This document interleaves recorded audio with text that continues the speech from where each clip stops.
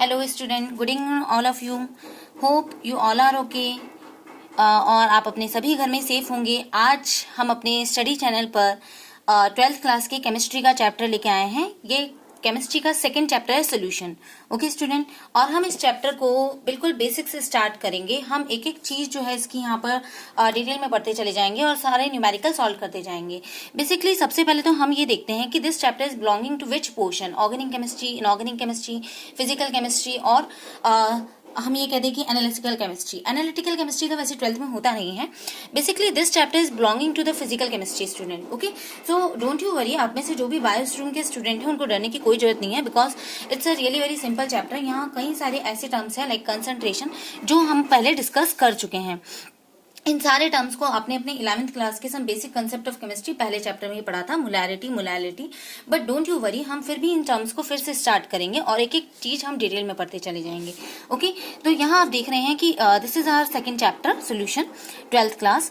So before starting the chapter, first of all we will discuss all the topic, how many content present in this chapter. Okay, the first topic, what is solution. In this topic we will explain the technical definition of solution, means how we define the solution and which type of solution we are going to study it in this chapter, like binary solution or the polyaddition solution. ठीक है, ये सब हम इसमें discuss करेंगे। Now after that we will discuss the concentration terms. Now the second topic of this chapter student, that is types of solution. You can see here we can make the three type of system of solution. One is the liquid plus liquid, यानी आप तीन type के system बना सकते हैं। पहला, आप solvent भी लिक्विड ले लीजिए और सोल्यूट भी लिक्विड ले लीजिए, that is liquid liquid solution. दूसरा हम क्या कर सकते हैं, we can take the liquid plus solid. It means to say we are taking the solvent as a liquid and we are taking solute as a solid. Okay, the third one is a liquid plus gas. It means to say solvent is liquid and solute is gas.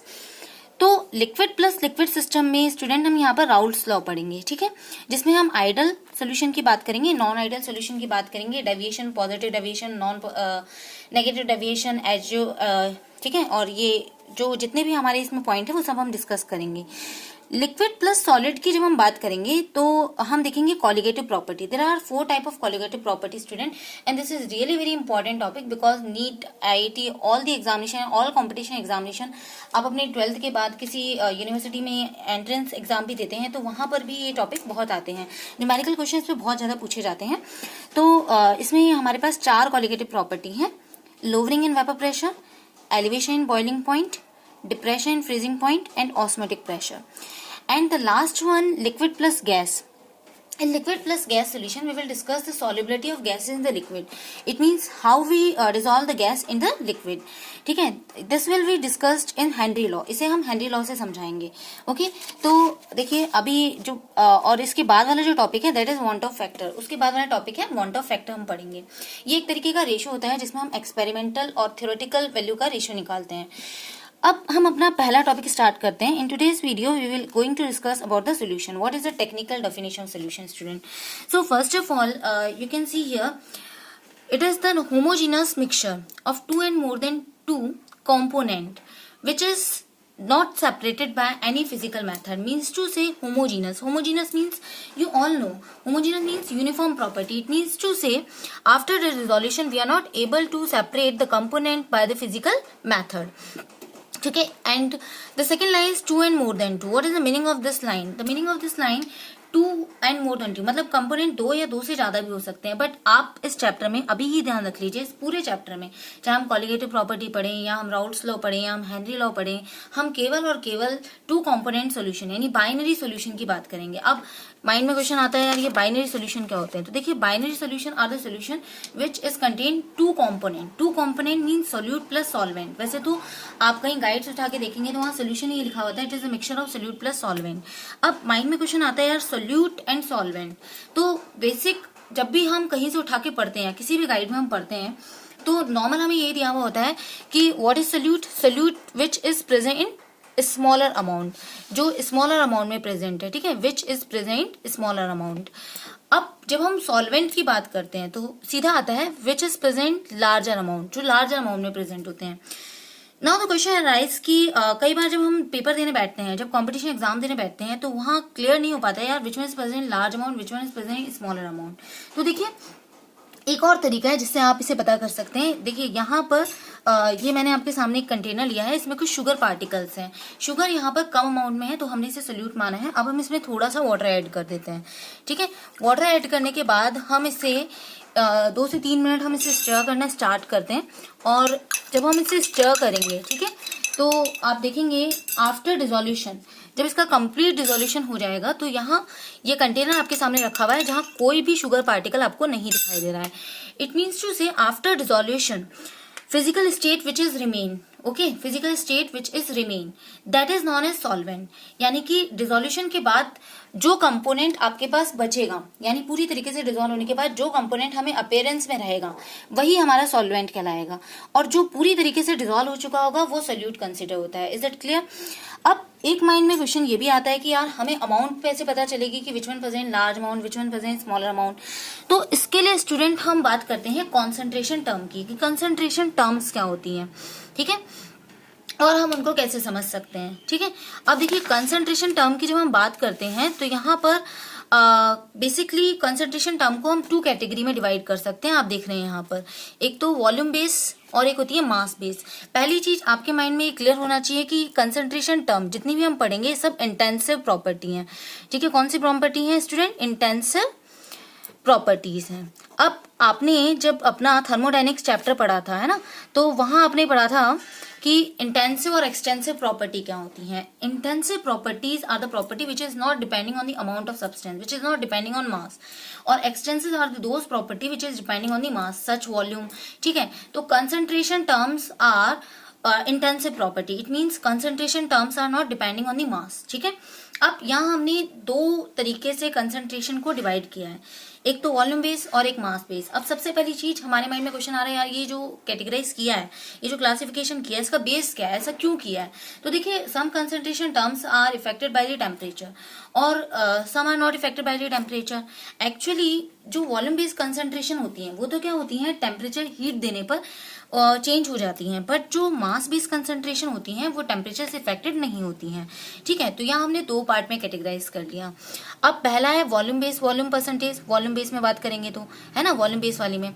दूसरा weight by volume percentage. तीसरा molarity, molarity आपको सबको पता है, हमने 11th class के first chapter में भी डिस्कस किया था। ये बहुत इंपॉर्टेंट टर्म्स है स्टूडेंट, क्योंकि कॉलिगेटिव प्रॉपर्टीज के आप जितने भी क्वेश्चन करेंगे उन सब में मोलैरिटी, मोलैलिटी, डेंसिटी, ओके, ये नॉर्मेलिटी, सब जो चीजें हैं वो आपके काम आएंगी। इवन जब हम अपने प्रैक्टिकल्स भी करेंगे तो प्रैक्टिकल्स में जब आप टाइट्रेशन करते हैं तो सबसे ज्यादा मार्क्स का क्वेश्चन होता है, उसमें भी हमें स्ट्रेंथ फाइंड आउट करनी पड़ती है और वहां भी हमें मोलैरिटी, नॉर्मेलिटी की मतलब नीड होती है। और बेसिक क्वेश्चन हमारे एक्सटर्नल का सबसे पहले ये बन जाता है, डिफाइन द मोलैरिटी, ठीक है। न्यूमेरिकल्स भी पूछे जा सकते हैं। Now what is the mass base percentage? देखिए मास बेस में पहला आता है weight by weight percentage. After that we will discuss mole fraction, then molarity, okay, then parts per million and parts per billion, PPM, PPP. देखिए parts per million and parts per billion में NCERT book में ज्यादा detail नहीं दिया हुआ है, but फिर भी हम थोड़ा सा इसके बारे में देखेंगे, 1-2 क्वेश्चन इसके अकॉर्डिंग देख लेंगे। अब कई बार जब हम पढ़ना स्टार्ट करते हैं तो वैसे तो इसका हमारे टॉपिक है नहीं, लेकिन कई बार हमारे माइंड में क्वेश्चन आता है, यार हम कंसंट्रेशन पढ़ रहे हैं तो what is the definition of concentration? Definition क्या है कंसंट्रेशन की? How can we define the concentration? तो देखो सिंपल हम ये बोल सकते हैं, it may be defined by amount of solute present given amount of solution, ठीक है, यानी कि कितना अमाउंट सोल्यूट जो है वो कितने अमाउंट सोल्यूशन में प्रेजेंट है, ओके। अब हम एक एक करके यहाँ पर सारी टर्म्स डिस्कस करते जाएंगे। देखो डिटेल में हम देख रहे हैं, सबसे पहला हमने स्टार्ट किया है मोलैरिटी। तो बेसिक हम ये देखते हैं मोलैरिटी क्या है। देखिए it can be defined, may be defined by number of mole present per litre of solution. Number of mole present per litre of solution, देखो माइंड में बैठ रहा है, मैंने कहा नंबर ऑफ मोल, ठीक है, present per litre of solution, यानी कि नंबर ऑफ मोल या ग्राम मोल अब कितने लीटर ऑफ सोल्यूशन में प्रेजेंट है, यानी वॉल्यूम की बात हो रही है तो वॉल्यूम बेस परसेंटेज है। And molarity is denoted by capital M, ये हमें पता भी होगा कईयों को, ठीक है। अब देखिए जब हमने फॉर्मूला लिखा तो नंबर ऑफ मोल यानी ग्राम मोल, ठीक है, divided by volume of solution in litre. अब जब हम मोल की बात करेंगे तो आप देखेंगे मोल क्या होता है, given mass divided by molecular मास, ठीक है। मोलैरिटी का खुद का फॉर्मूला क्या बना, अब हम ये जो मोल वाली टर्म है इसको यहाँ से ये जो फॉर्मूला हमने रखा हुआ है इसको उठा के हम इस वाले फॉर्मूले में पुट कर देते हैं। तो आप देखेंगे क्या आ रहा है, ये आ जाता है गिवन मास मल्टीप्लाई बाय 1000। अब 1000 क्यों लिया, क्योंकि मैंने यहाँ वॉल्यूम किस में ले लिया, ml में, और यहाँ किस में था, यहाँ था लीटर में। ठीक है, तो ये चीज आपको समझ में आ रही होगी, है ना। Given mass multiply by 1000 divided by molecular mass आ गया। अब देखिए यहाँ मैंने लिखा है W, small w is denoted by given mass. Given mass को मैंने स्मॉल w से डिनोट किया है, and molecular mass is denoted by capital W। ठीक है, देन 1000 देन VmL। अब कुछ एक एग्जाम्पल की बात कर लेते हैं, है ना। तो देखिए यहाँ मैंने एक एग्जाम्पल आपके सामने रखा है, 40 gram of NaOH dissolve in 500 ml of water. ठीक है, find the molarity of NaOH in given solution. हमें मोलैरिटी निकालनी है NaOH की गिवन सोल्यूशन में। ठीक है, तो देखिए मैंने यहाँ पर लिख दिया, पहले डेटा लिख लेते हैं। गिवन मास ऑफ NaOH कितना है, 40 gram. Molecular mass of NaOH, how to calculate the molecular mass. अगर आपको किसी को भी कोई प्रॉब्लम हो तो आप कमेंट बॉक्स में लिख सकते हैं, मैं उसके ऊपर भी वीडियो बना दूंगी। डोंट हेजिटेट टू आस्क, हमें कोई भी चीज में हेजिटेशन नहीं रखना है। नहीं आता है क्लियर, नहीं आता है, ठीक है, कोई बात नहीं। अब देखिए कैसे करते हैं कैलकुलेट। एक्चुअली मॉलिक्यूलर मास की डेफिनेशन क्या होती है, it is the sum of all the atomic masses present the given molecular formula.